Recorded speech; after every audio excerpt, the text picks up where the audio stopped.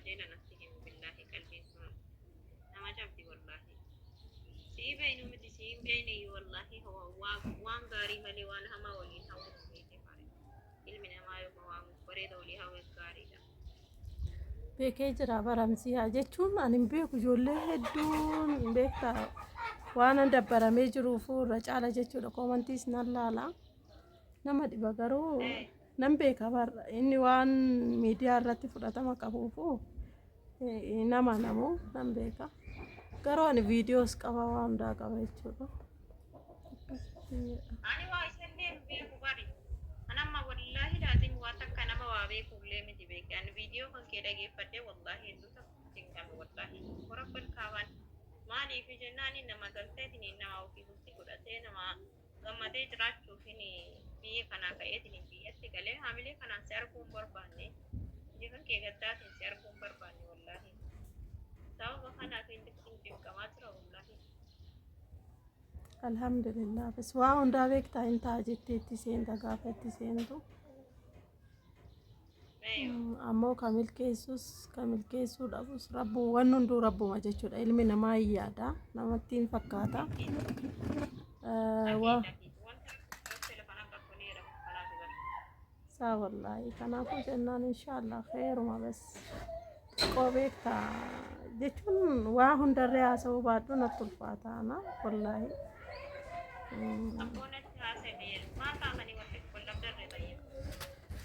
Beeku wallahi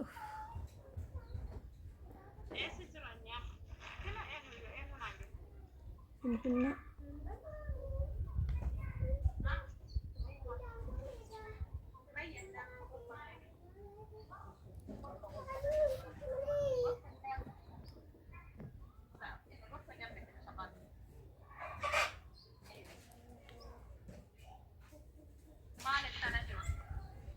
anin beekom ziyaa waanuma nimu waanuma naasawayyuu wallaalee bara maal asitti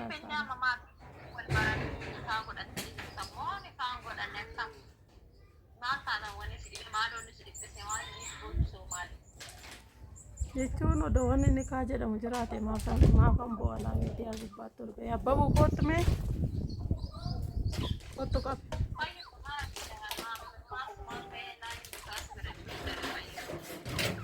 jechuun dura walumatti dhufeenya bar dura walitti dhufeenya achi kun olla achi biratti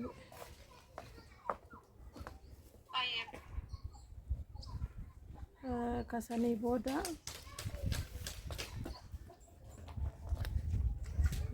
laa ilaaha illallah kam jedhee sitti mama faatu sabboontu amsii kam jedhee sitti haasalaa sabboontunis mataa nagara galchite sabboontunis mataa nagara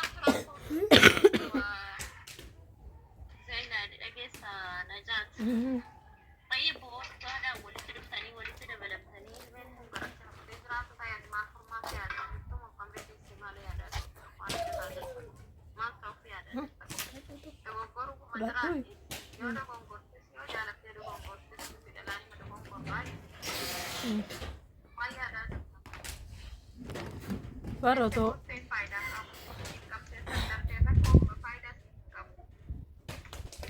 beekee jira baramsiyaa jechuun yaaduma jechuun yaadni duraan nuti yaadne gaa'ilatti seennaa waan akkasiiti amma immoo jennaan inni hin ta'u jedhee jira hin ta'u siin beeku maqaa konna hin jedhee jira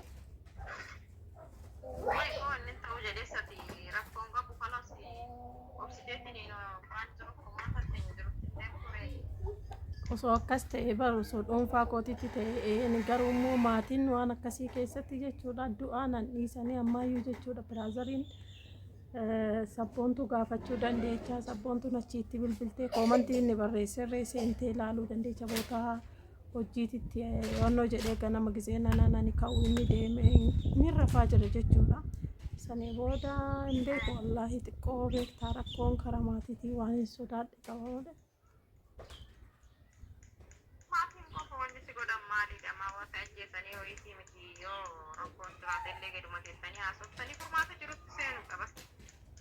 malee.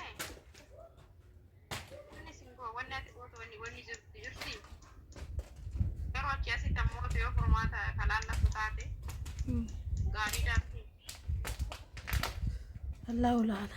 ربما بك تشوف فرماتها ما لله كم فرماتها لا يعني بيكتا maan maatiin namtee duree ka wajjin jiraattu sana hin beektu maatii isaa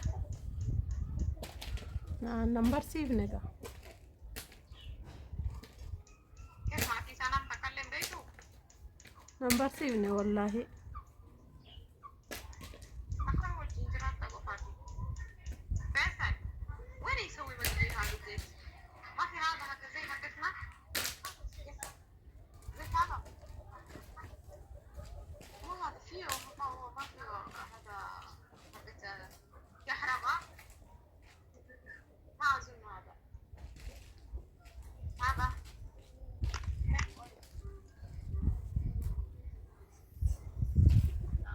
Kataatu taate borus ni rakkataa dhaliiti borullee rakkinaa beeki saareefinna kanaa wanti nutti akkachuu mala waan ta'eef gaafa dhalatan lafaa ol fudhachuu irraa haadhalaan bakkee barbaaddeetu ni dhugaa jirtu irratti dhufuuf gaariidha.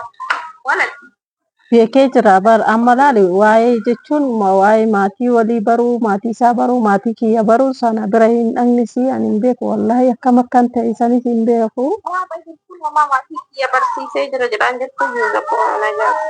jechuun ka ani maatii kiyyatti himee jira garuu maalinni ijoollee tasa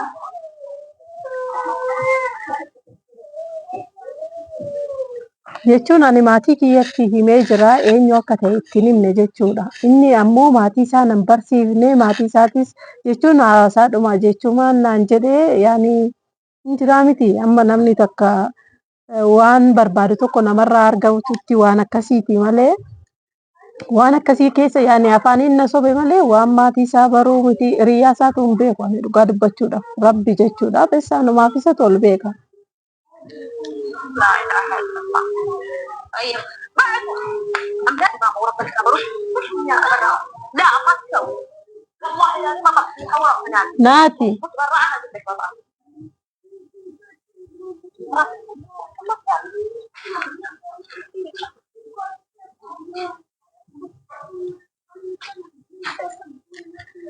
الزيت خطأ هو في الزيت خطأ ما تجرب تنحرق بعدين من مين مسعود من مسعود ولد بعد حتى انا نفسي بخاف انا كبيره خاف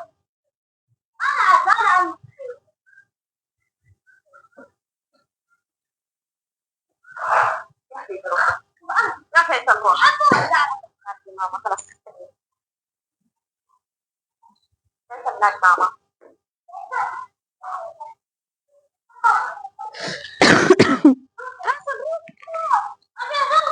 يا حبيبي انا اسوي لك وجهز واجيب لك والله هذا زيت ممنوع شوف شغل بدنا اسمع ولا تشرب لا زيت مشكلة تقول انا اللي بسوي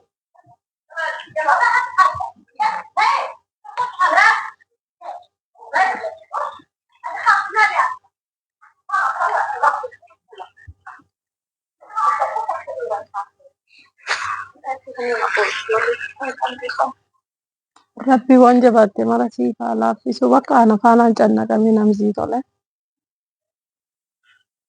والله ما لي كم نبغى والله أنا سوري نما أنا ما ولي ناس ولي تجي أشرف فوق قال لي ولي تبغى تاكل جيجي Sabiidhaan. والله Sabiidhaan. والله ترى قبنا يجي كتاري أتاك في نجاح يوم وأنا له سلمي لو قد تدرس موجود يا والله وأنا كنا سلمي waan babbareedduu dalagmaa yoo akkanaa kanaan wannaan madaalii boru waan irra gahan hin beekanii waan nama mudatu hin beekanii Sabiidhaan. yoo dhugaa taate ammoo iyyuu abshirii hin jedha rakkoo jiru kun taafii gadi taa'ii sallee barbaadu deemee eessanii dhabuu sallee barbaade akka ilma namaa tokkotti wajjin haasaa furmaata jiru barbaada malee wal jalaa dheessanii bakkee wal jalaa dhaqan tokkollee hin jiru. Singa dhaqaanis yeroo hundaa. Sheekee barbes bilbila narraa kaasuu didee jechuun inni Iyyeechii fi qilleensii jetti ummati gaafa onna jedhu osoo ana duras naan galle beektaa wanni natti ulfaate xiqqoo maatii kiyya jechuudha. Gara maatii kiyyaatiin natti ulfaate rakkoon qabu ilmoo guddifatas kennuu hin danda'ama. Garuu rabbiin nama sannan taasisini. Garuu ammoo rakkoon jiru beektaa gara maatiitiin jira. Argitee miti qophii gaa'elaa jedhee waan afaan Amaariffaatiin barreesse malee gallakkisee ture yoo argite ta'ee akkas laalle. Wallaahi ilaaleen jiran. Ani viidiyoo narraa qofa ittiin ilaalee jiru dura. Yoomitti yoo ilaalle. Nan laaltan jechuudha. Nan laal. Ani yeroo TikTok irraa fidee faatuma gallakkisaa isaa baran. TikTok irraa yeroo gallakkisanii jedhanii dhufa. Jechuun Yeroo hundan dhufan. beektaa wanni kanatti nagatee iyyuu yuutuubii tanaa laa ilaaha illallah inshaallah bes keerumaa yaani an beek jechuun kaa waliin dalagnaa miti sababni ishiidha iyyuu jechuudha odoo ishiin jiraachuu baattaan akkasiin maal gocha isas argaa maal gocha nas argaa maal gocheetti bilbilas ka bilbile sanuma waan ta'eefu inni guddaan yuutuubiidha. Yaani ni guddadha guddina ka jedhu lakkoofsa ammoo ijoolluman naa kenne jechuudha. Faaxumaadhummaan natti ulfaate waan akkasii ijoollee wajjin hin deemi dalagadhu akkanumatti zim jettee teechee maal naan jette beektaa nuffiteen natti fakkaata. Achii booda bilbileeni kootu naan jedhee viidiyoo sanas nafaanaa dalaguu didee guyyaa biraati jedha yoo beellame. Osuma akkana goonuu beeku bakka waan ta'e kana siin jechuu hin danda'u.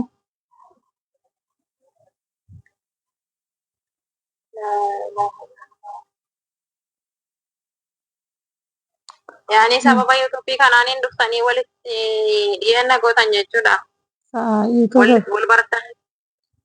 Nama jechuun namni beekamaadha miti nama beekamaa wajjin yoo nan hojjedhe beekamtiin argadha waan jedhu tokko jechuudha. Beekamaa jettu kun kamaan sila beekamaa ta'ee nama akkanatti hin beekne kaman. Laa ilaaha illallah ati hin beektu hin beekta dhugaa. Wallahi laazimanii waan isin eenyuun akka sinaasaa jirtan irraan beeku wallahi laazim. Warra balfaa viidiyoo kan kee qofaan arge malee namallee akka suura malee as harkitee illee ilaalle wallahi wanna irra hidhee jirtu kan illee. Hin beekti sabboontuun nan bilbilaafis jettee isa wajjiniinis nan haasa'anaan jettee kan maquma isaa dha'uun barbaade irratti. Ayya kaasni yaa fixxu kaaree jarru yoo eega qabeetu taate dhiyeessin yaa fixxooti ati kalas yoo dhugaadhaan tajaajila waliif qabdan taate maal gochuuf hin gargar baatarre maal gochuuf hiree tubboo gidduu isin lamaan argamu kanallee qabdan. Jechuun durumaa jaalala osoo hin taane inni qoosadhumaa barbaade malee waan biraatiif na barbaade malee jaalalaaf miti. Maal jaalala yeroo walirra dabarsuudhaaf taatan taate ammoo faaree amma gidduu keessanii rakkoo gidduu keessanii uumame fakkii wabballee waliin tasgabbaanii waliin midhaasaan ta'anii haasa'anii furmaata gochuutu caala kaare miidiyaa irratti wanni furmaatu godhaaf maali deeme. Nena filan jira ammatti gubbaadhaa faayidaan sakkaallee siifillee hin jiru wallahi daazina yaala. Hai jechuun gaa ilmoon dhalattu sun ilmoo abbaa malee taate yaani jechuun inni didee jira kaadee jira akkamitti amansiisuu danda'an mee kanuma natti karaa kamiin isaa amansiisuu danda'a gara kamiin boru ilmoo sanaaf abbaan kee isa jechuun gaa garaa keessaa baasuudhaaf hin danda'amu baatii shan guutee jira hin danda'amu lubbuu kee irratti mallatteessuu sirumaa jechuun manna kinaa walii ofitti na siqsuu didee beekta akkasii. Kan rabbiillee sindiisuuti cubbuu gara laftiyyoon mallee waa jalaan baasuudha haa ta'u garuu iyyuu daali ituma kanan tasgabbeessiteetiin yeroo tasgabbaa'ee dhufeetiin hinaa ta'etti aniftee fedheetiin fi kalaaf beekama egaa waan irratti uumama kun uumame taateetti ta'anii mari'achuun badaadha natti fakkaatu ta'anii mari'achuun siyaasa. Na yemmuu dide abzi naafee yemmuu dide na jechuun taa'ee na wajjiniin haasa'uu miti jechuudha. Bilbila yeroon bilbila narraa kaasuu dide beektaa rakkoo sana osoo taa'anii waan haasa'anii furamuu ta'eetiin ta'a. Garuu nama sin beeku sirumaayyuu arguma keetuu hin beeku. Anaa miti jedhee nama akkasiin si kaadu tokko anaa osoo waan feeteyyuu jettee Oromoo biratti bakka guddaan qabaa. Amanamummaa guddaan qabaa. Ofii keetiif malee miidiyaarra baasee beektaa nama akkasii si sodaachisu tokko jechuudha. Mee akkam godhee tanan jechuudha. Mee karaa kamiin nama amansiisuu danda'a? Akkamittiin ijoollee hedduun maaliif miidiyaa irratti baastee maaliif miidiyaa irratti dubbattee jettan? Miidiyaa irratti baasummaan mee faayidaa maalii jedhee barate? Hayyeefis Miidiyaa irratti baastee TBS wajjin jiraataa? Yoo inni miidiyaa irratti baasteef sodaa qabaatee deemu taate rakkoon qabu baas. Garuu inni miidiyaa sanii to'itu kan deebine taate ammallee daraan isayyuu sallee dhabuudhaa deebisee maqaa kanas dhabuu ta'u. jechuun mee amsi hayyee akkamitti mee jechuun viidiyoo kaasuudhaayyuu numan kaasa jechuudha. Osuma waan ta'uu ta'e nan kaasa. Kan waliin taa'ee mari'atu sanumaa miti. Kan kaleessa itti seenes anumaa miti. Jechuun mee ananaa kaaduu kan koo rakkoota kan qabu. Bes wanni ilmoo saniifoo. Ilmoo sanii jechuun ilmoo sanii naman dhibbisu. Amma akkam gootare furmaanni jiru maali? Furmaanni koo jiraate kalaas ka ilmoo kanaafuu yaaduu qabdanii bariisin lamaanuyyuu daa'imaa miti bari. Namni ilmee argachuu danda'u tokko daa'imaa miti bari.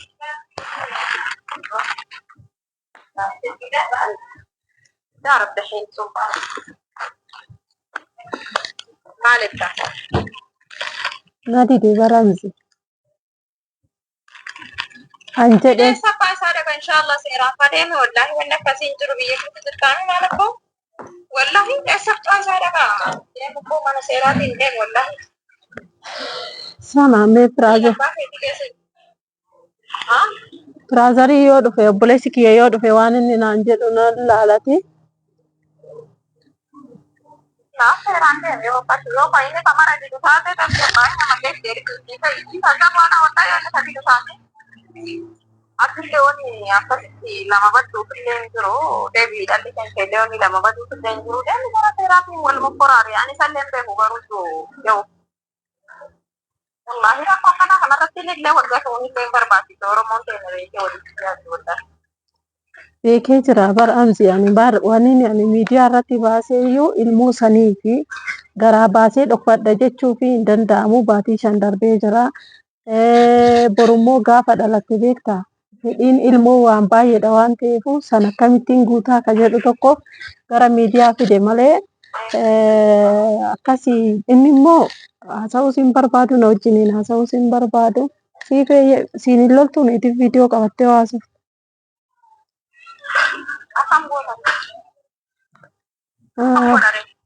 Hin barbaadu kan barbaadu jedhee jira. Sin barbaadu sin beeku inuman beeku jedhe bes ane barraan. Seeraanin wal gaafattaare. Bes seeraan gaafachuus. Seerri natti hojjetee namni hojjetee waan akkanaan barbaadu qofti nakaan hin baasu namni tokko jedhamu akka. Sirriidha amma ani sanii kanan jechuudha akkana gara miidiyaa fidee jechuu barbaade ta'a. Seera sanillee dhaquu osoo hin taane laaltummaatu tokko laallatti yaani hojii haasa'iduma. Hojii haasa'iduma. Namni kun ilmoo baqate yaa rabbi ilmee sanaa kadhabee makaraaru meeqa kan walitti Echa. Ifune gurguree jira waan hin gurgure. Jaakume. Akkam godhu jira yoo jiraate fudhadha. Abbabuu jirti onna kenniifi. Oo isiiti. Maalitti amsi. Inni duraanuu kabiraa qaba yaani akka biraatti haasa'aa jira. Ani beektaa akkasitti natti fakkaate egaa. Jaartii qabaatus rakkoon qabu bar rakkoon akkana ilmaan waliin akkanan nama gatu irraa jaartii qabaa jaartii kiinan irratti itti dabaladhaa ishee taa'oo jedhee sunu furmaata guddoodha wallaahi. Namaafis yaaduudha nama sammuu qabootaa jechuudha. Ani wallahi masaanuu siin barbaadu besiin mooduma narraa fudhatuun barbaadu. Malee Mashallah haadha kaman ilmoo sii kennaa masaanuun barbaadu.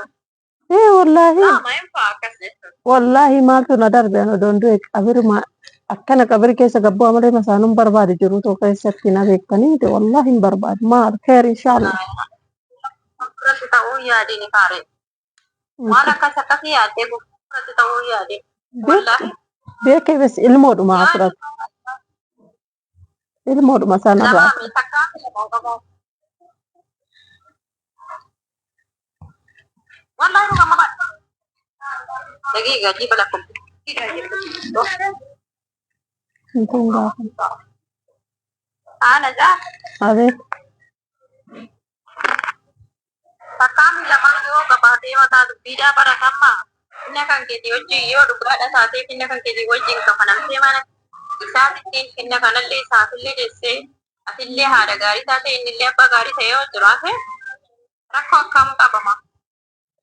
Yaa Rabbi guddaa masaanuu moo? Ani baranaa miti amma kanin jechuu jiru ana osoo hin taane ilmoodha bes rakkoon tiyya ilmoo jedhe malee ana kakoo rakkoon qaban waan Rakkoon qabu kan keessa akkasuma bari. laa rakkoon qabu maa namni guute. Ati jiraattu bara yaada teettiin argineef malee ilmoo feetiin adda baatee jiraachuu hin dandeessu bari. Sun barbaadu ilmoo masaatu. Ilmoodhuma isaatu hin barbaadu. Ijumaan arguun barbaadu jechuudha. Amma guyyaa ta'u sangaraatti. Rabbiin dhugaadhaan furmaata si haa godhu. Garuu bal'adaan jirtu na jaata rabbiin taasisu. Garuu bal'adaan jirtu. Yaa akkanatti mataa na garagalchiti sabboon tunis wallaahi najuu si amanuu hin danda'e dadhabee najuu. Yoo si tullu ana bakka ulfaa'e nuun jetteetiin hin makaraa nu gootee bari. Yoo san gaa piraankiidha. Yoo san piraankiidha gaa. Kaara barraa ulfaa'e nuun jettee amma abashaa kennarraati amantii reetii qofa. Harka dhibbaan araba sawwayyaa abashaan keenya barsummiidha jechuun dubbatee nama gowwoomsuu waan hedduu hin beekta. Waa hedduu qaba jechuudha. Waan beekanii kennare. Keessadhaan ta'uu nama biraatii kun jiraatanii dubartii jala baduutti jiraatanii. Waan biraa garbeen isan beekanii. Inni biraatti jireenya keenya jiran dhufee osoo beeknee dubartii kan dhabaaf banan beekanii. Kana deessi gaaree. Kanaafuu jennaan sun immoo piraankiidha yaani qoosadha yaaduma gaa hin jirraa miti biyya arabaa keessaa amma maal jechi sabboon tun osoo Pirankii taasisan jabeessaan himi. Yoo pirankiin taane damootu yoo sabboon tun fudhatumaan fa'aa maaliif akkasiin jettire? jechuun gaa ishiidhaa mitire kan lakkoofsa naa kennee deemi dalaginaan jedhe wallaahi kan kana na godheeyyuu tokko ishiidha maqaa rabbiin attaa ta'u. Maa isin deeme fira wanna dalagi isin jette yuutuubii wajjin dalagaa jette malee maaliif akka jettire? Aslan wallaahi eegaa ishiidha ka bilbila kenne ishiinuu waan biraa keessaa qabdi wallaahi maqaa rabbiin attaa ta'u ishiinuu waan biraa keessaa qabdi jechuudha. Abboon nyaatanii wal nyaachisuun kun faayidaan qabu wallahi waan akkanaa kana beekni. Haraam alaykum wallahi laazim. Yoo finnayyuu sirraayyuu argachuu dhabaate yoo finnayyuu sirraa yaani finni tokko sirraa ka'uu baate kabajaa kan keeyyuu gosuun qabu wallahi waan akkanaa. Ilmoo dubartii tokko waan hedduutu si eeggata.